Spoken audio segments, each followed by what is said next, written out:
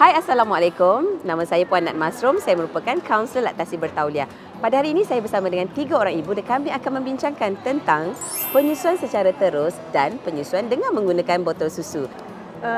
Puan Nat Masrum, saya merupakan ibu yang bekerja. So nanti saya mungkin akan tinggalkan anak dekat pengasuh. Okey. Tapi bila sepatutnya saya introduce botol untuk anak saya, ataupun saya hanya perlu bagi direct dan nanti nak masuk kerja baru saya bagi botol. So, kebiasaannya, ibu-ibu yang menyusukan bayi secara terus ini, kita sangat galakkan untuk ibu memfokuskan kepada penyusuan secara terus pada tempoh 30 hari pertama. Kerana apa? Mengikut kajian, pada 4 hingga 6 minggu, peratusan bayi untuk alami masalah keliru putih adalah sangat tinggi jika diperkenalkan botol terlalu awal. Jadi, selepas tempoh 30 hari ini, Alpeni sebenarnya dah boleh mula latih bayi untuk minum susu perahan dengan menggunakan alat bantuan seperti botol susu. Jadi, tidaklah ada masalah sebenarnya untuk Alpeni nanti nak kembali bekerja. Paling penting, jangan mulakan terlalu awal dan tidak terlalu lewat untuk memulakan latihan pemberian susu perahan. Okey, Puan Nat, nak tanya, ada tak cara ataupun teknik khas untuk seorang ibu bekerja mengajar, melatih anak dia minum susu botol? Okey. Jadi ada beberapa perkara bila kita nak melatih pemberian susu perahan kepada bayi kita. Yang pertama, pastikan bila kita nak latih pemberian susu perahan, kita latih dengan susu perahan segar yang kita baru saja perah. Yang kedua, untuk melatih susu perahan punya pemberian ini, kalau boleh kita minta bantuan orang lain. Bukan apa, bayi kita ni boleh kenal pasti bau daripada payudara kita, betul tak? Dan kalau boleh yang ketiga, kita tidak melakukan sesi latihan itu dalam keadaan yang sangat pressure untuk bayi. Kita pun tak suka dipaksa, apatah lagi bayi. Jadi pastikan sesi latihan adalah satu sesi yang memberikan kegembiraan kepada bayi dan dilatih secara konsisten setiap hari sehinggalah bayi kita berjaya, insya-Allah. Okey Puan Nat, saya pun ibu bekerja juga. Jadi maksudnya nanti siang hari baby akan minum daripada botol. Cuma malam je lah direct feeding. Cuma nak tanya, ada perbezaan yang ketara tak antara direct feeding dan botol feeding daripada segi nutrisi ataupun khasiat yang baby akan dapat nanti? Sebenarnya kalau kita lihat daripada nutrisi ini, bila kita menyusukan bayi secara terus, ajaibnya susu ibu ini, susu itu akan khasiatnya akan tersedia ataupun daripada segi antibody itu akan tersedia mengikut keadaan semasa, persekitaran dan keadaan kesihatan bayi itu sendiri. Kalau kita bawa bayi di luar, ajaibnya susu kita ini akan mengikut keadaan sekitaran. Jadi kita dapat menyediakan antibody serta-merta kepada bayi kita berbanding dengan penggunaan botol. Okey, sebagai contoh, kalau ibu itu bekerja dan dia memerah susu pada waktu siang dan diberikan pula susu perahan pada waktu siang tu kepada bayi pada waktu malam, mungkin akan mengganggu rutin tidur bayi juga. Jadi ia tidak tersedia serta-merta seperti mana penyusuan secara terus. Jadi tentulah ada perbezaan daripada segi itu. Namun bagaimanapun sekalipun, susu perahan itu juga adalah yang terbaik untuk kita berikan kepada bayi, terutama untuk ibu-ibu bekerja. Boleh tak kalau saya tak nak direct latch, saya nak bagi botol je, so saya nak jadi ibu yang memerah sahaja? Kenapa Alpeni rasa macam tu? Sebab saya rasa macam saya kerja kan, so senanglah saya bagi botol je. Nanti balik rumah pun saya perah, saya bagi botol. Ada perbezaan tak bayi yang hanya minum botol sahaja dengan bayi yang direct latch dan bagi dia minum botol juga? Okey, so sebenarnya bila kita telah mengambil keputusan untuk memberikan susu perahan ini kepada bayi secara terus menggunakan botol sahaja, tentulah ada pro and cons. Okey, yang pertama sekali mungkin daripada segi ibu rasa ibu cukup rehat.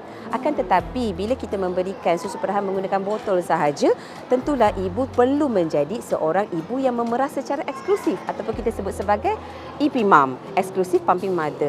Bila ibu-ibu EP mom ini bukanlah mudah sebenarnya waktu malam kena pump susu dan sebenarnya ada risiko untuk ibu alami saluran susu tersumbat dengan lebih kerap sebab pump susu tidak akan dapat menandingi cara hisapan bayi. Jadi kalau Alpeni memang dah decide untuk memberikan penggunaan botol sebagai elemen utama, Alpeni juga kena bersedia untuk berhadapan dengan risiko-risiko ini. Tentu ada perbezaan daripada segi pengurusan masa dan keadaan ibu sebenarnya, bukanlah kepada bayi itu sendiri. Puan Nat, ada tak kelebihan ekstra ataupun kelebihan lain bagi ibu yang direct feed anak? Kelebihan pada anak atau kelebihan pada ibu itu sendiri? Sebenarnya salah satu kelebihan tentang penyusuan secara direct ni kepada bayi, terutama bila bayi itu sakit, badan ibu itu sendiri akan menghasilkan antibody yang bersesuaian dengan bayi dan keadaan kesihatan bayi dan disalurkan secara pasif melalui susu ibu. Jadi itu antara kelebihan yang tidak dapat kalau kita hanya menggunakan botol semata-mata. Sebab bila kita menggunakan botol, kita mungkin perah pada waktu yang berbeza.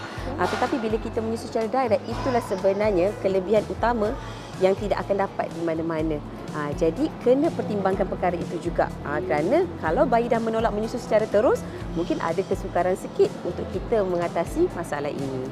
Baby yang bottle feeding ni dia ada orang kata risiko yang tinggi tak untuk dapat kembung ke ataupun sebarang jangkitan, yalah sebab daripada botol kan. Betul. Ada tak keberangkalian yang tinggi untuk dia dapat apa-apa penyakit ke? Faham. Okey, so kebiasaannya kalaulah kita katakan bayi itu mungkin alami kembung disebabkan oleh penggunaan botol susu, mungkin disebabkan oleh cara bayi itu menyusu. Of course, bila menggunakan botol susu, lebih banyak udara yang bayi akan dapat, dan bila ibu kurang ilmu tentang cara untuk sendawakan bayi dan sebagainya, ataupun mungkin pemberian susu yang berlebihan, keadaan ini akan menyebabkan bayi tidak selesa.